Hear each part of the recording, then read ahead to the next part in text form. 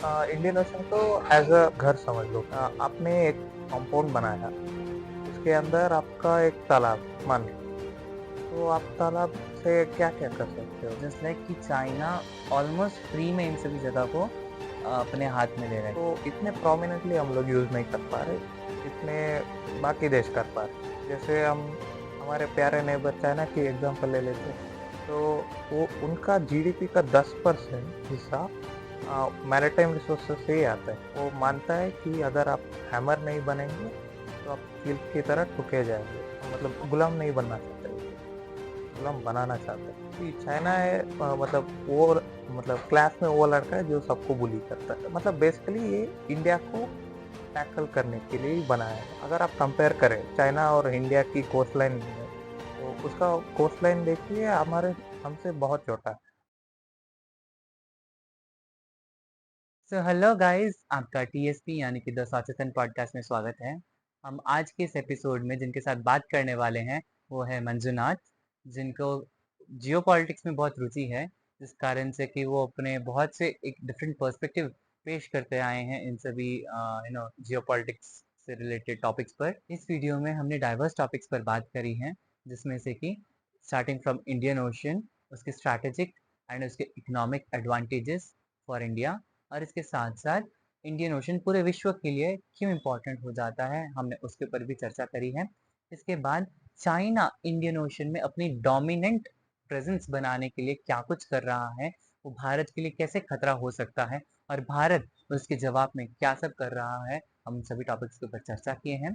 इसके साथ साथ हम विश्व के बड़े बड़े संगठन जैसे कि क्वाड, I2U2 जैसे इंटरनेशनल ऑर्गेनाइजेशंस के बारे में हमने बातचीत करी है, जिसके ऊपर कि आपको बहुत से इंटरेस्टिंग इंसाइट्स मिलेंगे। देन इसके साथ साथ चाइना के BRI इनिशिएटिव या साउथ चाइना सी में हो रही डेवलपमेंट्स लाइक 9 डैश लाइन के ऊपर भी हमने इसमें चर्चा करी है। और इसमें most importantly in the end international trade routes plus कौन से इंफ्रास्ट्रक्चर डेवलप करे जा रहे हैं, उन सभी पर भी हमने चर्चा करी है। होपफुली आपको ये सभी डिस्कशन से बहुत कुछ सीखने को मिलेगा, बहुत कुछ जानने को मिलेगा। So let's begin with the video.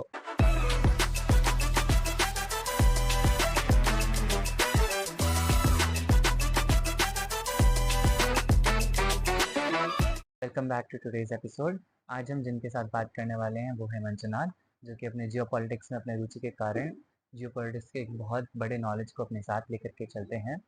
तो आज जिस टॉपिक के ऊपर हम बात करने वाले हैं that is Indian ocean and its importance. ठीक है, तो इसी कारण से वीडियो के साथ आगे चलते हैं। इंडियन ओशन को सिक्योर करना क्यों ज़रूरी है? आप इंडियन ओशन को एज अ घर समझ लो। आपने एक कंपाउंड बनाया, उसके अंदर आपका एक तालाब मान लो। तो आप तालाब से क्या क्या कर सकते हो? पानी ले सकते हो, उसका यूजेस कर सकते हो। Basically it's like a property. आप जब चाहो आप यूज कर सकते हो, जैसे चाहे आप यूज कर सकते हो। बिल्कुल वैसे ही इंडियन ओशन इंडिया के लिए strategically and as well as बाकी रिसोर्सेज से भी बहुत ही इम्पोर्टेंट है। जैसे फिशरिंग हो, फिशरीज के लिए बहुत सारा फिश मिल जाता है वहाँ पे, तो उसके लिए इम्पोर्टेंट है। As well as transport, water transport, मतलब ट्रेड हुआ, जितने भी चीज़ें हैं।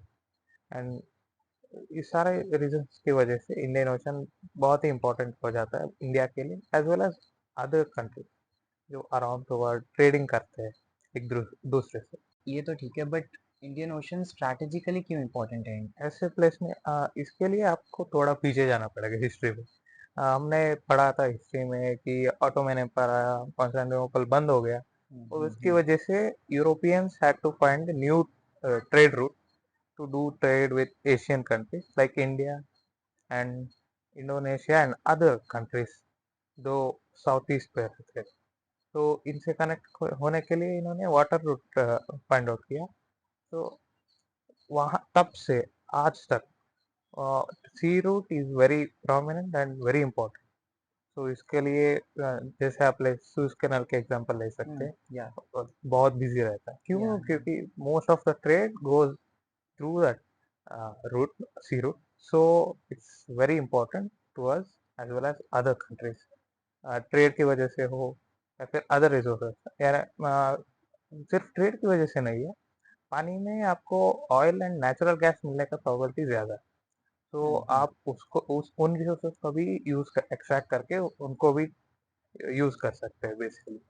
सो it will B strategically as well as naturally वो बहुत ही इम्पोर्टेंट है हमारे लिए, मतलब भारत के लिए। तो जैसे कि वहाँ पे अगर ऑयल रिसोर्सेज मिलती हैं या फिर ट्रेड के लिए बहुत इंपॉर्टेंट है, तो ओवरऑल इकोनॉमी के लिए इसका क्या इम्पैक्ट रहता है, इसका क्यों इफेक्ट है उसका? इकोनॉमिकली जैसे मैंने कहा कि वहाँ पे फिशरिंग होती है, साथ ही साथ में वहाँ पे ऑयल एंड गैस मिलने की प्रोबेबिलिटी, मतलब आप ये मान लो कि ऑयल रिग्स बनाने पे कितने लोगों का एम्प्लॉयमेंट बढ़ेगा। वहाँ पे हम अपने ऑयल को खुद एक्सट्रैक्ट करके हम बाकी देशों को एक्सपोर्ट कर सकते हैं। साथ ही साथ में फिशेज, जो फिशेस मिलते हैं उसका मतलब उससे कई लोगों का जिंदगी गुजारा चलता रहता है।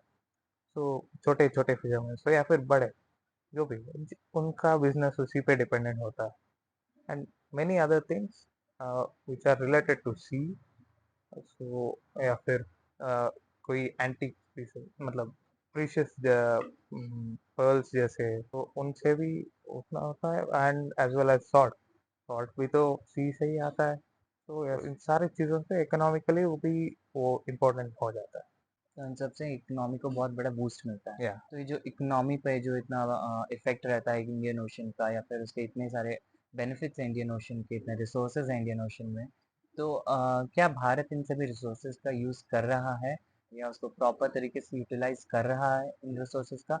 अगर कर रहा है तो कितना कर रहा है, या फिर आगे इसका क्या स्कोप है? सी, भारत कई सालों से वाटर रिसोर्सेस का इस्तेमाल करते आया है, बट आज के टाइम पे देखा जाए तो इतने प्रोमिनेंटली हम लोग यूज नहीं कर पा रहे जितने बाकी देश कर पा रहे। जैसे हम हमारे प्यारे नेबर चाइना की एग्जांपल ले लेते हैं, तो वो उनका जीडीपी का 10% हिस्सा मैरिटाइम रिसोर्सेस से ही आता है, चाहे वो ट्रेड हो या फिर other things like oil and all, या फिर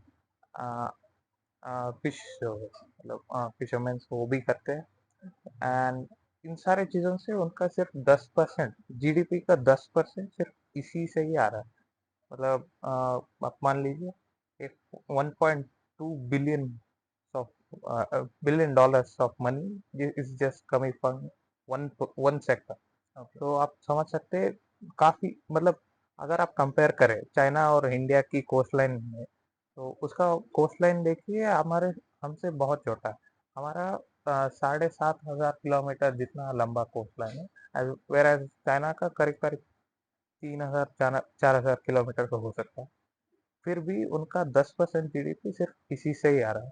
तो एंड अगर कंपेयर किया जाए, उनका 34 मेजर पोर्ट्स है जहाँ पे डेली ट्रेड चलते हैं, बहुत सारी चीज़ें उन पे यहाँ हो रहा है। लेकिन हमारे पास सिर्फ 12 मेजर पोर्ट्स है, जिनमें से कुछ ही पोर्ट्स जो हम्म, मुंबई के पोर्ट्स है या फिर विशाखापट्टनम के पोर्ट्स, तो इन्हीं पोर्ट्स में से ज़्यादा यूटिलाइज हो रहा है। ज़्यादा से ज़्यादा पोर्ट्स इतना यूज़ नहीं हो रहा है इंडिया में जितना आप कंपेयर करो चाइना से।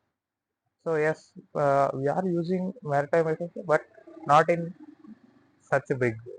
तो भारत के पास ये जो पोर्ट्स सिर्फ 12 बताए हैं, तो क्या ये आगे डेवलप नहीं हो पा रहे हैं, या फिर उसकी कोई अच्छी कंडीशन नहीं है पोर्ट्स को बनाने की, या भारत बना नहीं रहा है? What's the thing? नहीं, ऐसा नहीं है कि भारत बनाना नहीं चाहता, बनाना चाहता है, बट प्रॉब्लम ये है कि हमारा ये जो कंट्रोल है ओशन पे, ये सेंट्रलाइज नहीं है। मतलब इस पे अलग अलग मिनिस्ट्रीज होते हैं। जैसे आप ओके। फिशरीज का ले लीजिए तो आप एग्रीकल्चर मिनिस्ट्री पे चले जाएंगे। आप ऑयल एंड गैस का ले लीजिए तो ऑयल एंड गैस मिनिस्ट्री पे चला जाएगा। एंड अगर सी टूरिज्म ले लेंगे तो टूरिज्म मिनिस्ट्री, मतलब इन हर एक मिनिस्ट्री के पास हर एक हिस्सा है। अगर आप एक इंफ्रास्ट्रक्चर आप डेवलप करना चाहेंगे तो आप अलग अलग मिनिस्ट्रीज के पास जाना पड़ेगा। मतलब 16 अलग अलग मिनिस्ट्रीज से आप क्या एक्सपेक्ट करेंगे कि आप वो सारे एक साथ एक ही पॉलिसी पे हाँ बोल दें। हाँ, मतलब उनका हर एक मिनिस्ट्री का हर एक एजेंडा होता है। So it will be difficult to maintain at once. So it needs a centralized system to control all, मतलब एक सेंट्रलाइज्ड यूनिट की कमी है जिस कारण से कि इंडिया में जिसका शायद इतना इतने efficiently वो डेवलप नहीं हो पाता। Okay fine then Indian ocean के फाइन जो भी इतने इम्पोर्टेंस है इंडिया के लिए तो है इज इट इम्पोर्टेंट कि मतलब पूरे विश्व का भी इंटरेस्ट इस इंडियन ओशन में है तो यस, इट्स वेरी इंपॉर्टेंट, क्योंकि जो busiest and most valuable economic route है, जो मालाका स्ट्रेट एंड मतलब इंडियन ओशन और पैसिफिक ओशन को जिस रूट कनेक्ट करता है वो इंडियन ओशन से ही गुजरता है। तो बाकी देशों के लिए इस रूट से जाना बहुत इंपॉर्टेंट होता है, तो उस इम्पोर्टेंस से it gains a lot of importance to other world, क्योंकि अब चाइना एक एक्सपोर्टर, बहुत सारी चीज़ें वहाँ पे बनाते हैं और वो एक्सपोर्ट करता है कई सारे देशों, इंडोनेशिया, फिलीपींस, ताइवान, जापान, ये सारे देश भी अपने यहाँ से एक्सपोर्ट करते हैं, तो they have to pass through this route. So yes, it's very important to other countries. Is it only related to trade जो कि पूरे विश्व के लिए इम्पोर्टेंट या फिर any other thing how you know the world is looking in this Indian ocean मतलब important है, ऐसा नहीं है कि उसके लिए इम्पोर्टेंट नहीं है, बट अगर अगर आप ट्रेड के अलावा देखेंगे तो कई सारे चीज़ें मिलिट्री के हिसाब से, मतलब मिलिट्री के एंगल से ही चलते हैं। जैसे ओके कि आप चाइना चाइना ही मोस्ट रीजन चाइना से ही रिलेटेड होंगे।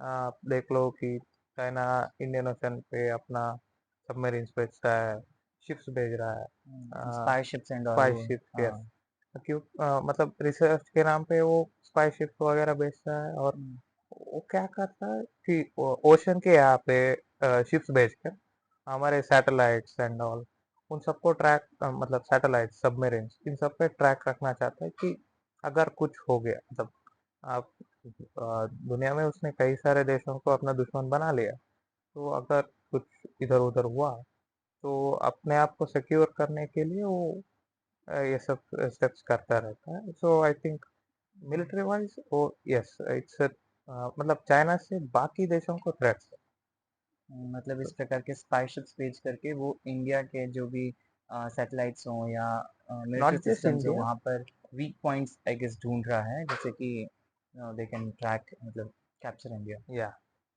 मतलब सिर्फ इंडिया ही नहीं, मतलब China is basically aiming at world dominance. वो मानता है कि अगर आप हैमर नहीं बनेंगे तो आप कील की तरह ठुके जाएंगे। मतलब हैमर एंड नेल्स के कॉन्सेप्ट क्या है, जो हैमर होता है वो वही कील को ठोकता है। मतलब या हैमर जो होता है वो डोमिनेट करता है और कील डोमिनेट होता है। सो वो हैमर बनना चाहता है basically. So to prove that it gains, it wants to control everything around it, मतलब जो भी सी हो, लैंड हो, या फिर इकोनॉमिकली या फिर मिलिट्री वाइज आप कंट्रोल करना चाहते हैं। सो मतलब that's his basically the agenda of China. मतलब his policy is like dominance करो वरना खुद डोमिनेट हो जाओगे हाँ, तो हो उस जाए। फियर से दे आर डूइंग ऑल या दिस क्योंकि उन्होंने ब्रिटिशर के टाइम से ही देख लिया, मतलब ये देखा जाए तो इसका रीजन भी वही है। Nineteen nineteen century, eighteen century में, मतलब वहाँ पे ओपियम ट्रांसपोर्ट करते थे ब्रिटिशर्स, तो उसके वजह से चाइना के सारे लोग ओपियम के एडिक्ट बन चुके थे।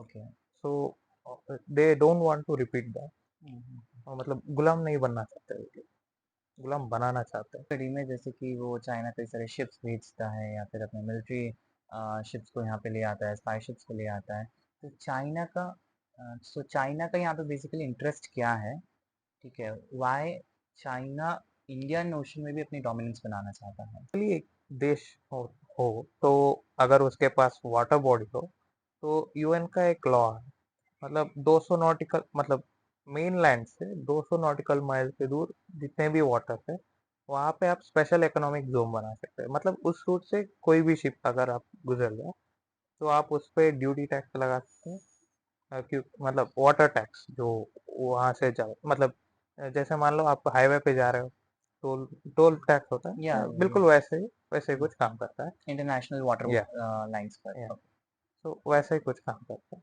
And China wants to gain all of that. अगर उसके हाथ पे कंट्रोल रहा तो वैसे ही वो एक्सपोर्टर है, तो अगर वो उसको कंट्रोल मिल गया तो आसानी से एक्सपोर्ट कर पाएगा विदाउट एनी, मतलब टैक्स नहीं देना पड़ेगा उसको।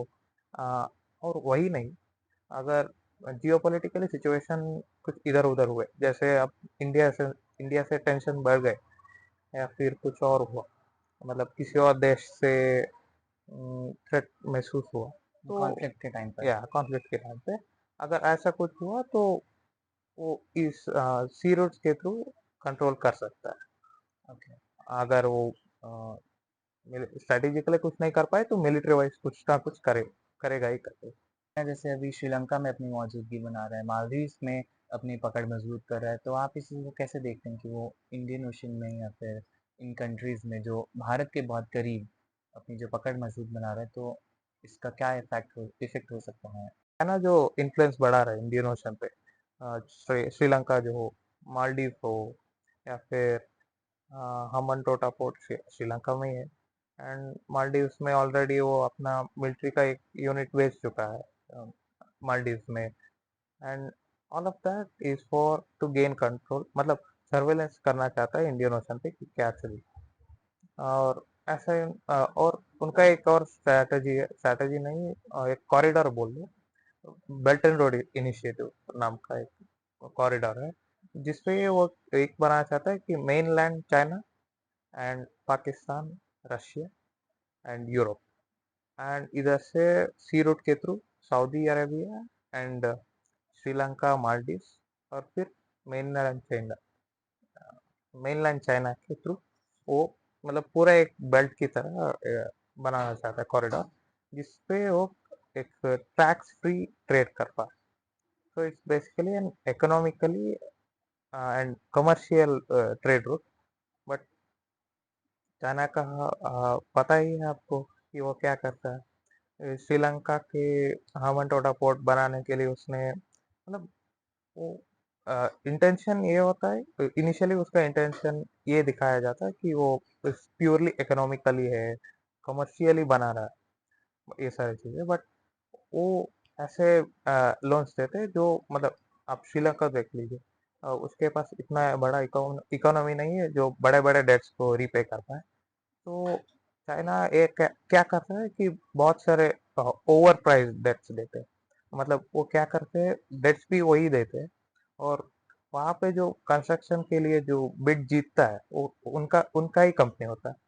तो what they will do, over price, मतलब जो इक्विपमेंट चाहिए उस प्रोजेक्ट के लिए, जैसे कि हम्बरटोटा की पोर्ट बात कर लीजिए, तो वहाँ पे उन्होंने कुछ ज़्यादा ही पैसा खर्च करवाया है, तो उस लोन को अब श्रीलंका चुका नहीं पा रहा।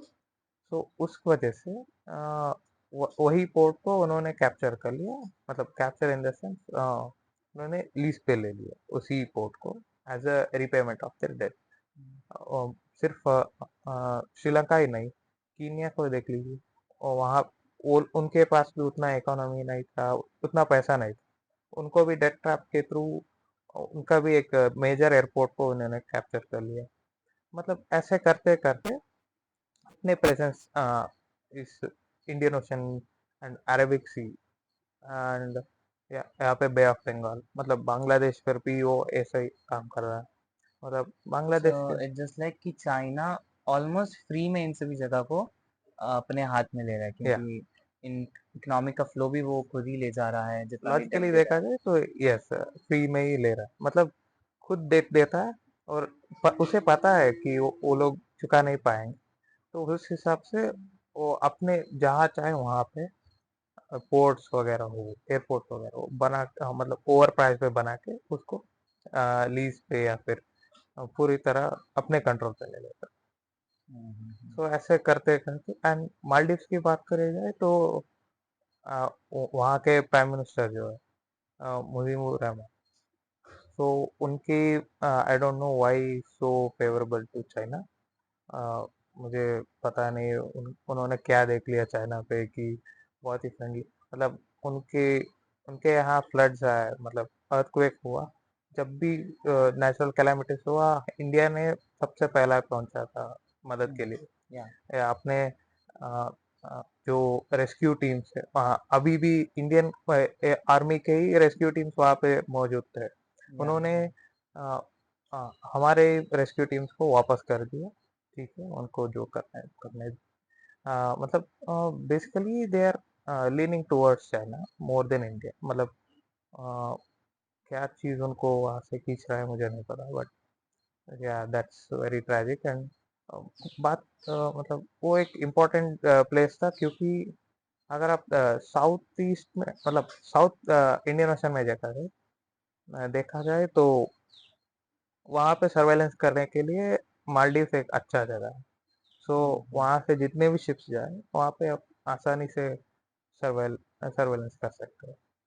So it was an important ally, but who knows, unfortunately they lost us, not we lost. बीच में कुछ ऐसी खबरें आ रही थी कि फिलीपींस जैसे देशों को ब्रह्मोस दिया जाएगा, या फिर या किसी आशियान कंट्रीज में इंडियन नेवी की एक शिप तक, डिस्ट्रॉयर शिप भी वहाँ पे ले जाई गई थी। Okay, so how do you see कि इस टाइप के जो इंडिया के इनिशिएटिव्स हैं, या फिर इंडिया के जो क्या ना काम कर रहा है इस तरीके से चाइना के बिल्कुल बगल साउथ चाइना सी में, इस तरीके की जो भारत का जो इनिशिएटिव है, सो how do you see this thing कि चाइना को क्या इफेक्ट रहेगा इस चीज़ से? सी चाइना है मतलब वो मतलब क्लास में वो लड़का है जो सबको बुली करता है। ओके। हाँ, तो मतलब जो होते हैं ना, हर हर लोग की ले लो, मतलब बुली बुली कर लो। सो चाइना उस तरीका है। फिलीपींस की बात करी जाए तो फिलीपींस के मेनलैंड से मतलब जो उनका स्पेशल इकोनॉमिक जोन जो जो साउथ चाइना से गुजर रहा था, उस पे ये अपना मतलब चाइना अपना क्लेम जमा रहा था कि हमारा इकोनॉमिक जोन यहाँ से गुजरता है, but it was actually Philippines के इकोनॉमिक जोन था। सो उस पे वो अपना कंट्रोल जमाना चाहता है। सो उसकी सपोर्ट के लिए फिलीपींस ने इंडिया से ब्रह्मोस मंगाया था। बेसिकली जो बॉर्डर लाइन जो मतलब सी शोर से वहाँ पे ब्रह्मोस मिसाइल मतलब बेसिकली एक क्रूज मिसाइल्स होते हैं ब्रह्मोस। तो यस, शिप्स वगैरह है, वॉर शिप्स वगैरह है, तो ऑब्वियसली वो लोग एज अ डिफेंस डिफेंस के लिए ब्रह्मोस यूज करने के लिए हमसे मंगवाए, मतलब भारत से। एंड ऐसा देखा जाए तो चाइना अब मतलब अभी इनिशियल स्टेज पे काम कर रहा है इस चीज़ पे। बहुत ही इनिशियल है, क्योंकि देखा जाए तो बीआरआई के थ्रू वो कुछ ही पोर्ट्स बना पाए। अभी रेल रूट्स ये जो मेनलैंड चाइना से यूरोप को कनेक्ट कर सकता है, बट रिसेंटली जो जी ट्वेंटी हुआ, G20 समिट, उसके बाद इटली ने बीआरआई से विड्रॉ कर लिया अपने आप को, या ये बोलते हुए कि ये इकोनॉमिकली फिजिबल नहीं है, और जो एक्चुअली है तो उसका इम्पोर्टेंस उन्हें नहीं लग रहा है, तो ये ड्रॉ कर लिया। तो बेसिकली चाइना के लिए एक स्टेप बैक हो सकता है, but it won't stop there. एक बार चाइना वाला ने ठान लिया तो वो लोग करने के लिए कुछ भी कर देते हैं। नाइन डैश लाइन का एक कॉन्सेप्ट है जिसमें कि चाइना एक बहुत बड़े सी रूट को अपना बताता है, एंड वहाँ पे वो क्या है कि कुछ जितने भी आशियान कंट्रीज हैं उनके भी कुछ जो इकोनॉमिक जोन है, या उनके भी सी जो जोन है, उनको भी वो अपना बताता है। So what is this thing, and क्या है वो, एंड ये इम्पोर्टेंट क्यों हो जाता है चाइना के लिए कि वो इतना बड़ा क्लेम करता है? सेड सो उसके लिए कंट्रोल जमाना बहुत इंपॉर्टेंट हो गया। कंट्रोल जमाने के लिए वो कुछ भी किसी भी हद तक जा सकता है। सो एज आई सेड वो सिर्फ इंडिया के लिए नहीं, बाकी देशों के लिए थ्रेट बन सकता है, मतलब बन चुका है। And south east Asian countries जो जैसे कि फिलीपींस हो, इंडोनेशिया हो, एंड जापान के लिए भी वो थ्रेट है, ताइवान के लिए। मतलब ताइवान ये सारे देश बहुत एक्सपोर्ट कर सकते हैं। तो अगर इन पे अगर वो सी रूट पे कंट्रोल जमा लिया तो उसके लिए मेजर बेनिफिट होगा इनको कंट्रोल करने में। आप ताइवान को देख लीजिए, ताइवान का मेनलैंड चाइना पे मतलब वो क्लेम करता है। तो अगर ऐसा किया तो उसके लिए आसान होगा इन पे कंट्रोल जमाने के लिए, किसी भी तरह मतलब मिलिट्री वाइज। ताइवान का अपना होने का क्लेम करता है। लाइकवाइज वो साउथ चाइना सी में भी दूसरे बहुत से स्मॉल स्मॉल जो आइलैंड्स हैं, जो कि ग्रुप ऑफ आइलैंड्स हैं, जो कि other countries like Philippines, Indonesia and दूसरे आशियन कंट्रीज को बिलोंग करते हैं, राइट। तो वो खुद क्लेम करता है कि वो उनका है, जिससे कि वो ये 9 डैश या लाइन प्रपोज करता है कि इतनी बड़ी कोस्ट लाइन इसकी है ना। ना कि जैसा जैसे कि मैंने शुरू में कहा था कि यूएन का एक लॉ है, मतलब हम्म। आप जितने कोस्ट लाइन क्लेम कर सकते हो, तो उससे क्या होता है, अगर उसके पास ज्यादा लैंड, मतलब जो आइलैंड्स है उस पे अगर वो क्लेम कर लिया, तो उसका कोस्ट लाइन और बड़ा हो जाएगा और ज्यादा से ज्यादा सी रूट पे वो कंट्रोल कर पाएगा। तो बेसिकली उसका एजेंडा यही है कि वो ज्यादा से ज्यादा वाटर बॉडीज पे कंट्रोल जमा पाए। इन रिसेंट टाइम चाइना कौन से वो बड़ी बड़ी डेवलपमेंट्स कर रहा है या इनिशिएटिव्स ले रहा है through these sea routes and all, जो कि भारत को बहुत इम्पैक्ट कर सकता है। थ्रू आपने सुना ही है होगा कि श्रीलंका हो, मालदीव हो, यहाँ पे वो कंट्रोल, अपना कंट्रोल जमा रहा है, मतलब प्रेजेंस बढ़ा रहा है बेसिकली। कि उसका एक और इनिशिएटिव है सिंग ऑफ पर्ल्स, जो कंबोडिया कंबोडिया में उसका रेम नेवल बेस है। और इधर मिडिल ईस्ट के पास उसका एक जबोती बेस है। और हम्म। श्रीलंका में हम्बनटोटा, हम्म। मालदीव्स। सो ये सारे मिलके पर्ल जैसा एक रूट बनाते हैं जो इंडियन ओशन के थ्रू भी होता है। मतलब बेसिकली ये इंडिया को टैकल करने के लिए ही बनाया गया, सी रूट के थ्रू। सो इससे क्या होगा, अगर कल कोई टेंशन बढ़ गया इंडिया के साथ, तो अ, इंडिया के लिए ये इन इन मतलब इस रूट को इस्तेमाल करके इंडिया को कंट्रोल करने के लिए बेसिकली ये एजेंडा को लेकर इस रूट को बनाया गया। क्योंकि अगर इंडिया अगर वाटरवे कर दिया जाए, या तो लैंडवे से तो वैसे भी वो घिरा हुआ है इधर पाकिस्तान और या चाइना। तो बेसिकली पाकिस्तान उनके साइड पे है, तो फिर भी अगर मेजर चिढ़ गए, तो अगर उनके लिए नुकसान हो जाएगा, क्योंकि हम आसानी से इंडियन ओशन पे हमारा कंट्रोल जमा सकते हैं। मतलब वॉर सिचुएशन होगा, तो उसका मेजर ट्रेड तो मलाका स्ट्रेट और इंडियन ओशन से ही इसके थ्रू ही चलता है।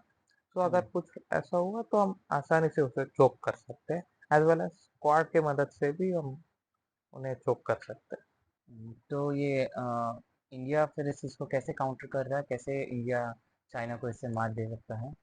तो सबसे पहले स्ट्रिंग ऑफ पर्ल को काउंटर करने के लिए डायमंड नेकलेस, मतलब बेसिकली डायमंड जो होते हैं वो पर्ल्स से भी ज्यादा कॉस्टली होते हैं। सो या वैसे उसी सेंस से इसे नेम किया है।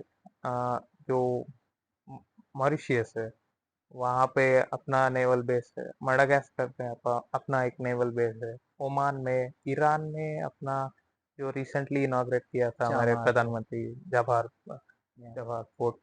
So all these two counter the pearl of fishing, मतलब जो उनका जो एजेंडा है उसको काउंटर करने के लिए, एज वेल एज ना कि उतना ही नहीं, हम लोग क्वाड ज्वाइन किया था, मतलब किया किया है, जो जिसमें अमेरिका, जापान, ऑस्ट्रेलिया और हम शामिल।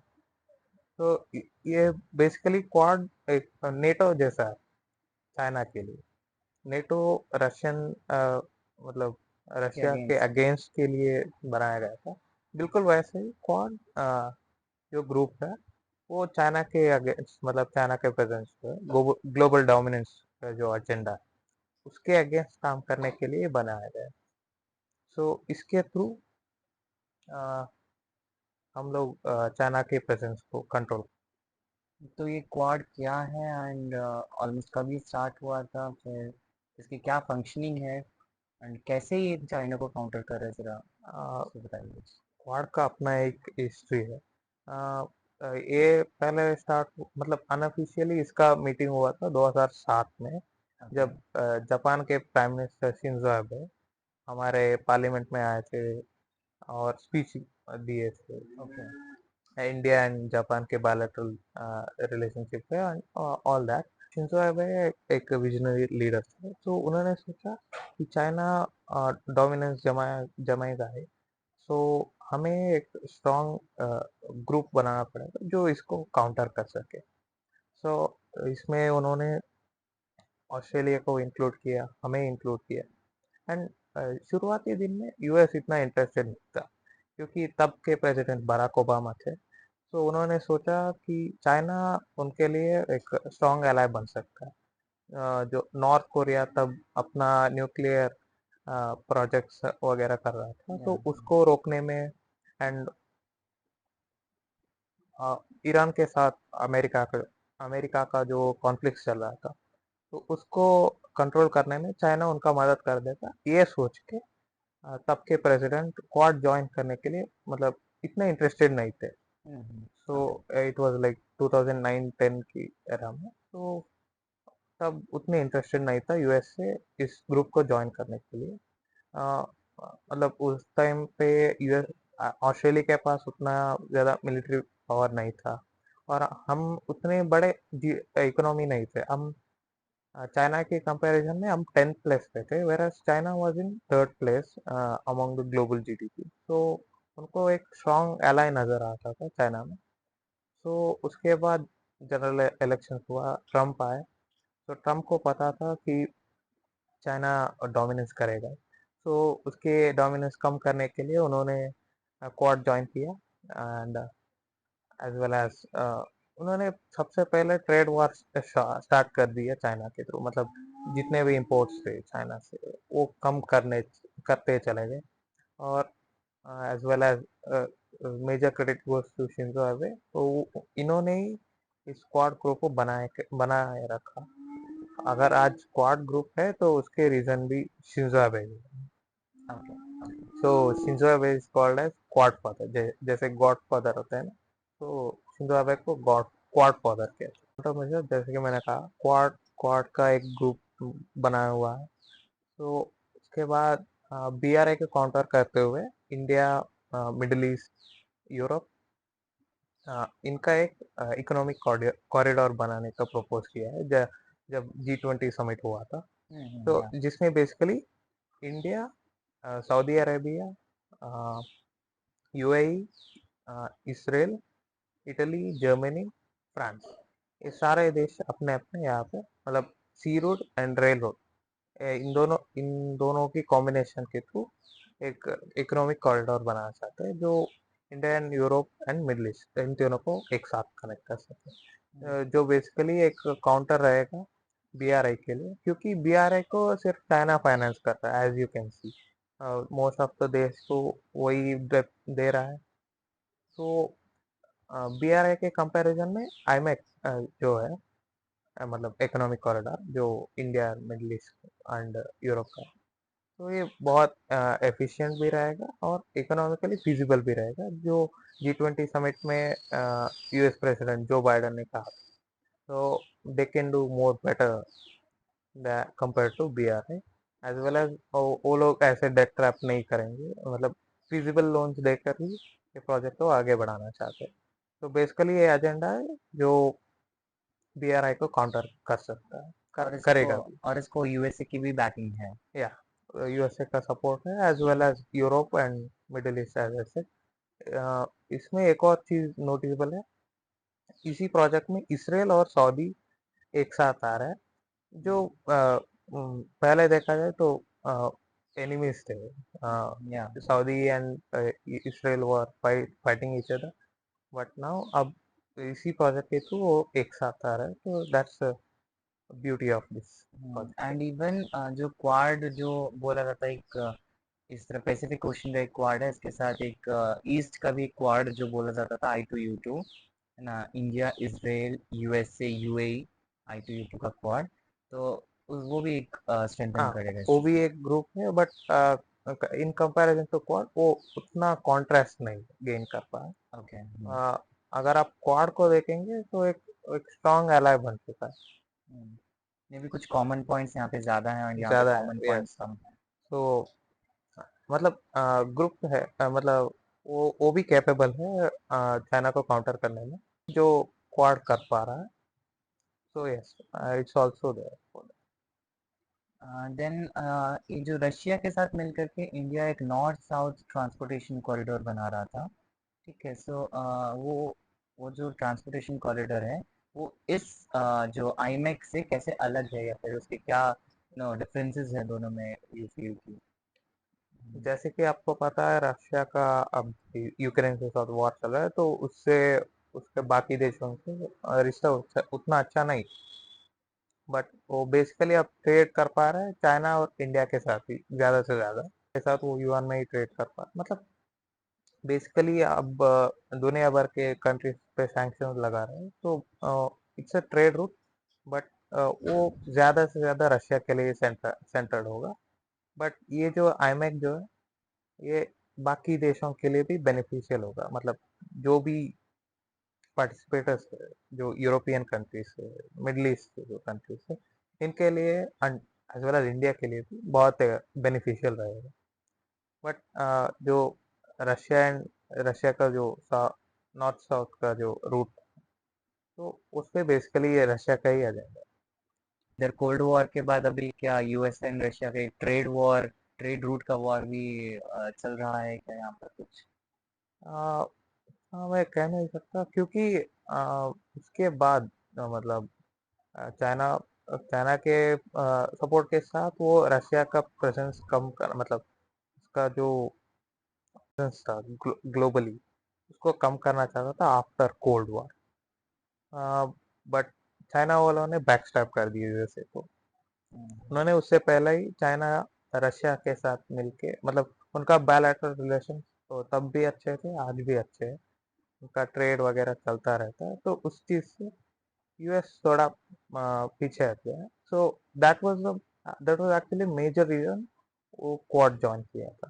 तो तब उसको इंटरेस्ट नहीं था, बट उसके बाद से पता चला कि China could not be an ally and it will not be an ally.